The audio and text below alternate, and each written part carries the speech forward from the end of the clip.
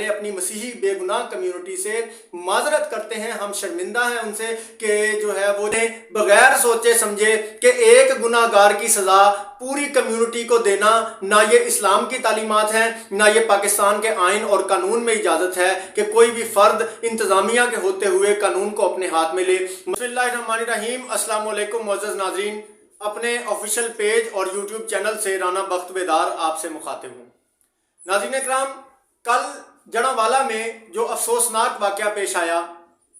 हम आज उस मौजू पे बात करेंगे। ऐसा वाक़या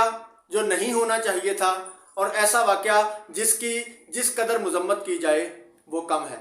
चूँकि मेरा ताल्लुक़ जड़ांवाला शहर से है, इसलिए मैं कोशिश करूँगा कि बिल्कुल हक़ाइक़ पे मबनी गुफ्तगू की जाए और सच आपके सामने लाया जाए।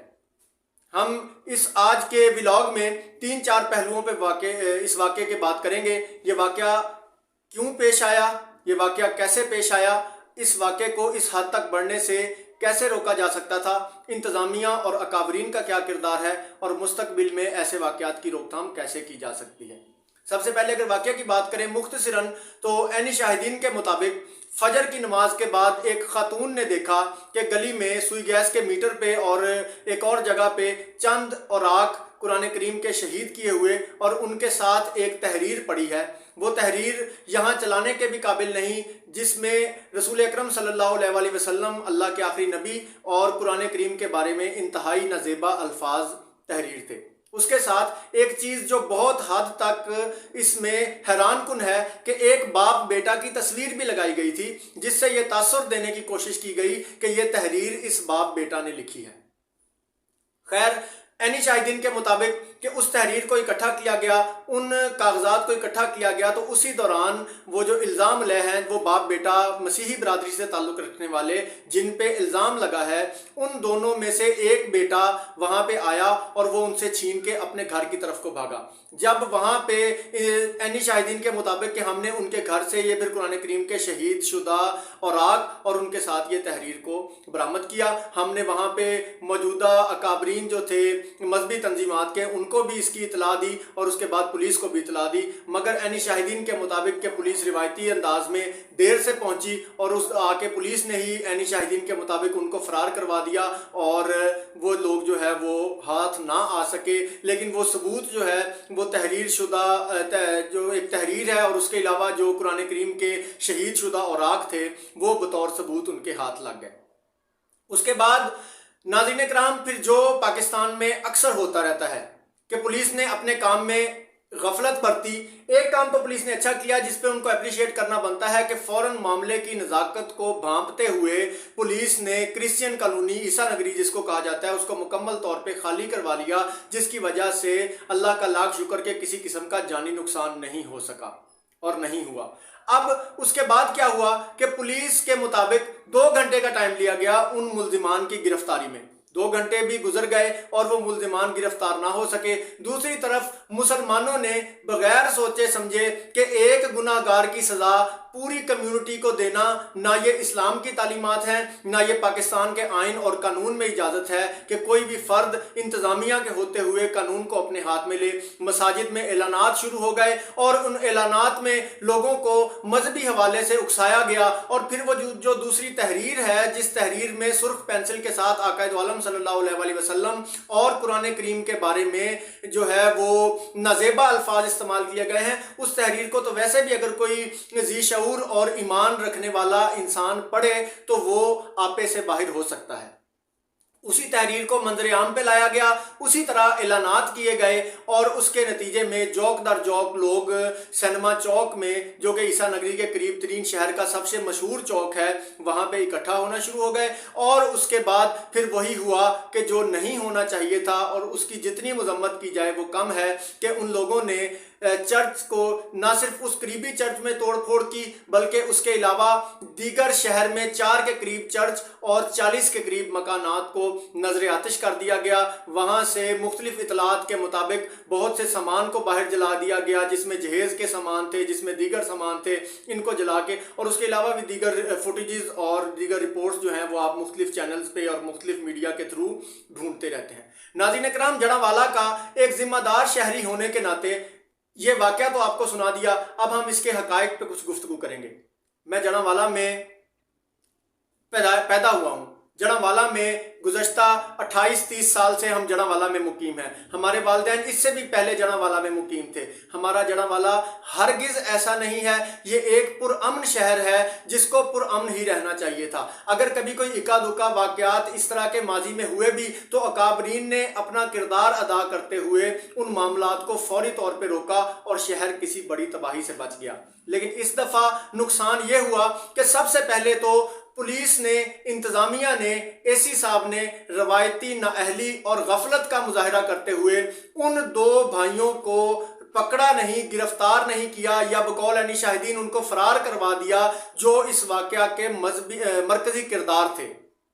اگر وہ جو دونوں عیسائی بھائی جو ہیں وہ روکی اور راجہ ولد سلیم مسیح جن کا نام بتائے جاتے ہیں، اگر وہ موقع پہ گرفتار ہو کے ان کو میڈیا کے سامنے، سوشل میڈیا پہ، یا ان کو کسی پریس کانفرنس کے ذریعے سامنے لا دیا جاتا اور پولیس کے ساتھ ان کی تصاویر یا اسی صاحب کے ساتھ ان کی تصاویر آ جاتی کہ جی ہم نے ان کو گرفتار کر لیا ہے، تو میں وثوق سے یہ بات کہہ سکتا ہوں کہ یہ معاملات اس حد تک آگے نہ جاتے۔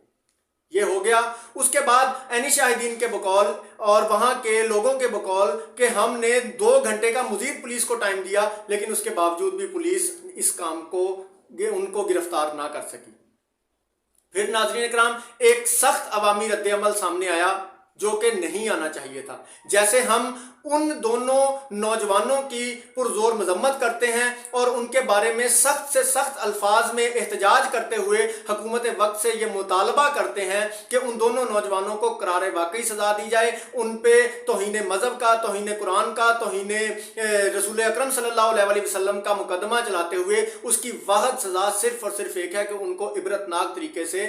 سزائے موت دی جائے۔ اسی طرح ناظرین اکرام، ہم اگلے واقعات کی بھی مذمت کرتے ہیں کہ بطور جڑانوالہ کا شہری، بطور ہم جڑانوالہ میں عرصہ دراز سے بہت اچھے انداز سے اپنے مسیحی بھائیوں کے ساتھ رہ رہے ہیں، نہ ہمارا اسلام، نہ پاکستان کا آئین، نہ پاکستان کا قانون اس بات کی اجازت دیتا ہے کہ فرد واحد کی سزا پوری کمیونٹی کو دی جائے۔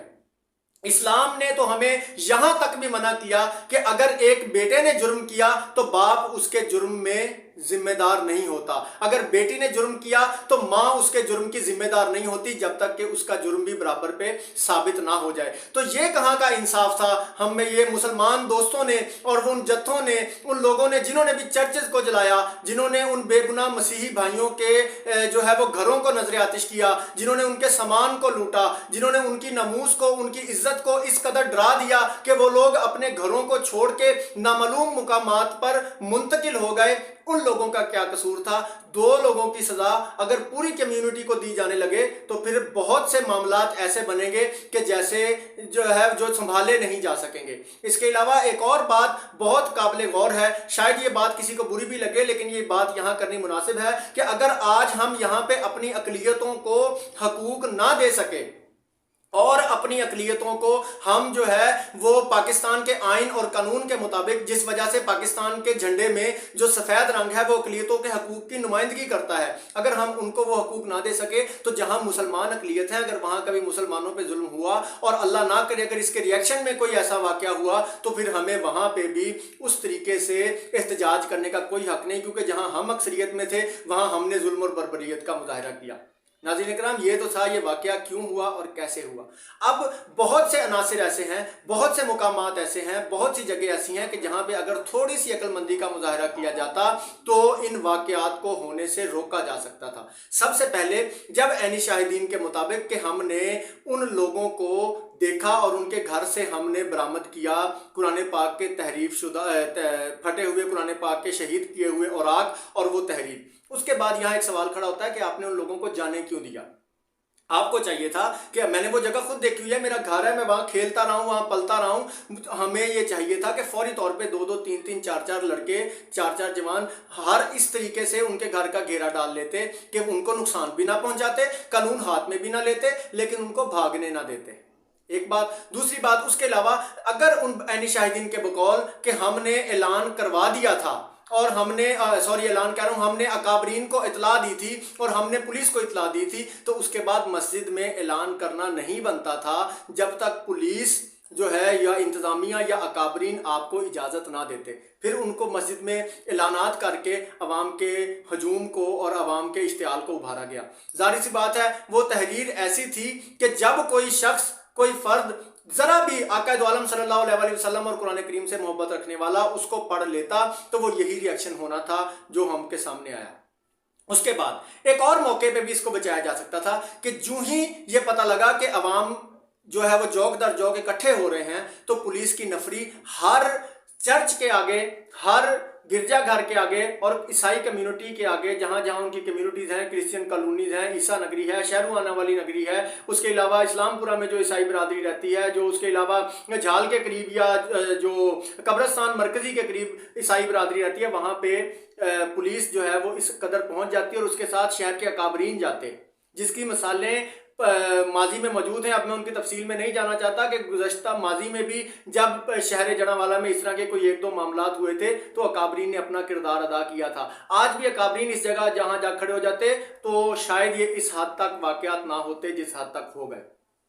ناظرین کرام، اب آخر پہ ہم اس بارے میں گفتگو کریں گے اور یہ جاننے کی کوشش کریں گے کہ اس سے پاکستان کو نقصان کیا ہوا۔ اس سے پاکستان کو اس قدر نقصان ہوا جس کا اندازہ بھی نہیں لگایا جا سکتا، کیونکہ انٹرنیشنل میڈیا جو پہلے ہی پاکستان کے خلاف ہے، وہ طاغوتی قوتیں جو پہلے ہی مسلمانوں کو دہشت گرد کہتی ہیں، انہوں نے اس واقعے کو یک طرفہ بنا کے اس انداز سے پیش کیا کہ پاکستان میں اقلیتوں کے حقوق جو ہیں وہ سلب کیے جا رہے ہیں، اقلیتوں کو پاکستان میں تحفظ نہیں دیا جا رہا، اور انتہائی معذرت کہ اس بات کو آگے لے جانے میں ہمارے ان مشتعل اور جذباتی نوجوانوں کا بہت بڑا کردار ہے، اور اس کے علاوہ اس انتظامیہ کا کردار ہے جس نے بروقت کارروائی نہ کرتے ہوئے حالات کو اس نہج تک جانے دیا۔ اگر انتظامیہ اس حوالے سے، ہم نے ماضی میں دیکھا ہے 9 مئی کے واقعات ہوئے، دوسرے واقعات ہوئے جس میں انتظامیہ نے ہر جگہ سے ان لوگوں کو شناخت بھی کیا، ان لوگوں کو روکا بھی، جس جگہ پہ جس بندے کو انتظامیہ روک سکتی تھی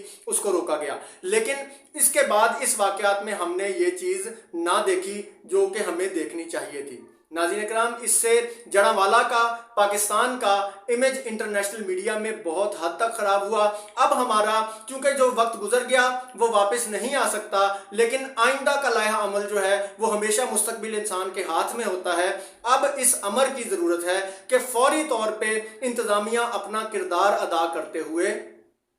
چند گزارشات جو ہیں ہماری ان پہ عمل کرے، اور اگر ان کے مطابق چلے تو ہم ضرور یہ کہہ سکتے ہیں کہ یہ معاملہ مزید خراب ہونے سے بچ جائے گا۔ سب سے پہلے تو انتظامیہ کو چاہیے کہ فوری طور پہ وہ جو 2 نوجوان جن کے اوپر سب سے پہلے الزام ہے اور جو مرکزی کردار ہیں اس واقعے کے، سب سے پہلے ان دونوں نوجوانوں کو فی الفور گرفتار کر کے میڈیا کے سامنے پیش کیا جائے، اور تاکہ عوام کا غم و غصہ ٹھنڈا ہو اور ان کو یہ بتایا جائے کہ وہ بھی بتائیں کہ یہ سارا واقعہ کیوں ہوا، کیسے ہوا، کیوں انہوں نے کیا، اور اس کے پیچھے ان کے کیا کیا محرکات اور کیا کیا ان کی سوچیں تھی۔ اس کے علاوہ جو لوگ بھی اس واقعے میں، اس جلاؤ گھراؤ میں، اس جو ہے وہ پرفتن واقعات میں، ان لڑائیوں میں نظر آتش کرنے میں جو لوگ ملوث ہیں، ان کو بھی سخت سے سخت سزا دی جائے، تاکہ آئندہ کسی کو اس بات کی جرت نہ ہو کہ وہ اس طرح ایک اسلامی ملک میں رہتے ہوئے اور ایک قانون والے ملک میں رہتے ہوئے قانون اور آئین کو اپنے ہاتھ میں لے۔ لیکن یہاں بھی ایک بات کا خصوصی خیال رکھا جائے کہ انتظامیہ کے پاس ہر قسم کے آلات ہوتے ہیں، ہر قسم کے انتظامیہ کے پاس جو ہے وہ اوزار ہوتے ہیں، اور ہر قسم کا ان کے پاس وہ نئی جدید ٹیکنالوجی ہوتی ہے جس سے صرف گناہ گار گرفتار کیے جائیں۔ ایسے نہ ہو کہ خانہ پوری کرنے کے لیے بے گناہ افراد کو بھی گرفتار کیا جائے، جو لوگوں کو مشتعل ہونے سے روک رہے تھے ان کو بھی گرفتار کیا جائے، یا خانہ پوری کرنے کے لیے جو آپ نے 600 کے قریب نامعلوم افراد پہ مقدمہ پورا جو درج کیا ہے اس میں سے جو ہاتھ آتا رہے اس کو گرفتار کیا جائے۔ ایسا نہیں، بلکہ جن علاقوں میں بھی چرچ جلائے گئے، گھر نظر آتش کیے گئے، اس میں ان لوگوں کو گرفتار کیا جائے جو واقعی اس میں جو ہے وہ ملوث ہیں۔ پورا جڑاوالا جو ہے وہ آپ کے ساتھ ہے، پورا جڑاوالا انتظامیہ کے ساتھ ہے۔ ہم سب سے پہلے اپنی مسیحی بے گناہ کمیونٹی سے معذرت کرتے ہیں، ہم شرمندہ ہیں ان سے کہ جو ہے وہ چند لوگوں کی وجہ سے پوری مسلمان کمیونٹی کو جو ہے وہ اپنی اقلیتی کمیونٹی کے آگے، اپنے بھائیوں کے آگے شرمندہ ہونا پڑا۔ ہم اس بارے میں ان سے معذرت خواہ بھی ہیں، اور ہم انتظامیہ سے بھی گزارش کرتے ہیں کہ دونوں طرف سے قرار واقعی سزا دی جائے، لیکن صرف گناہ گاروں کو۔ اور اگر انتہائی معذرت کہ اگر انتظامیہ بر وقت कार्रवाई करते हुए उन दो नौजवानों को गिरफ्तार कर लेती तो वाक़यात यहाँ तक आते ही ना। अल्लाह करीम पाकिस्तान की खैर फरमाए, अल्लाह करीम पाकिस्तान के बशिंदों की खैर फरमाए, अल्लाह करीम पाकिस्तान की अक़लियत और अक्सरियत दोनों कम्युनिटीज़ की खैर फरमाए। और आखिर पे दुनिया को यही पैगाम है कि इस तरह के वाक़यात को ज़्यादा ना उछाला जाए। पाकिस्तान एक पुरअमन मुल्क है, पाकिस्तान में हमेशा से अक़लियतों का तहफ़्फ़ुज़ रहा है। आज वो लोग भी हम पे उंगलियां उठा रहे हैं चंद लोगों की साजिश की वजह से और चंद लोगों की शरारत की वजह से कि जिनके अपने मुल्क में लॉ एंड ऑर्डर की सूरत हाल और अक़लियतों के तहफ़्फ़ुज़ जो हैं उनको कोई कदर व कीमत और अहमियत की नज़र से नहीं देखा जा सकता। अल्लाह करीम पाकिस्तान का हामी और नासिर हो। पाकिस्तान जिंदाबाद।